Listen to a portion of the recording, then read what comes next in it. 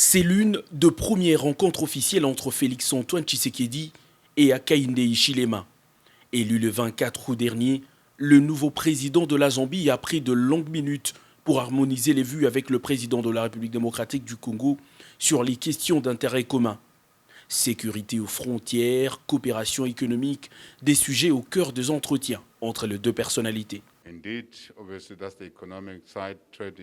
nous avons également parlé de la sécurité entre nos deux pays parce qu'il faut se rassurer que la frontière entre nos deux pays est stable et est en paix pour pouvoir aider à faciliter tous ces échanges commerciaux entre nos deux pays.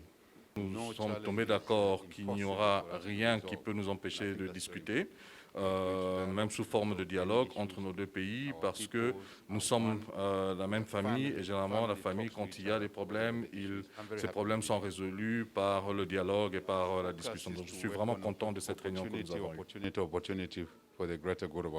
Rebecca Nyandeng de Mabior, c'est cette personnalité africaine qui découvre avec satisfaction l'ouverture d'esprit et le sens du leadership du président Félix-Antoine Tshisekedi. La vice-présidente du Soudan du Sud a, au cours de ses échanges avec le président en exercice de l'Union africaine, exposé la situation actuelle dans son pays en illustrant les avancées enregistrées dans le dialogue entre différents camps. Je suis venu ici pour informer Monsieur le Président sur l'exécution, le niveau d'exécution de l'accord qui a été signé entre nous, parce que nous sommes quand même des pays frères et il est important que nous puissions le briefer sur la façon dont l'exécution a été faite.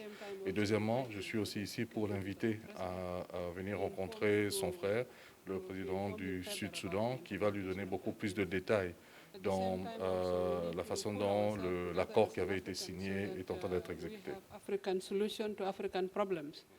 Il n'est plus officiellement dans les affaires, mais n'a pas perdu son influence auprès de décideurs américains. Peter Pham, ancien représentant spécial des États-Unis dans le Grand Lac et au Sahel, a lui aussi eu son moment d'échange avec Félix-Antoine Tshisekedi pour évoquer des questions de sécurité et politique. Pendant ce temps, Gianni Vincenzo Infantino, président de la Fédération internationale de football association, attendait lui aussi son tour pour exposer au chef de l'État l'état d'avancement des discussions sur les différents projets d'éducation des jeunes par le foot à réaliser en République démocratique du Congo. On a parlé aussi, évidemment, des débats qu'il y a ces jours-ci sur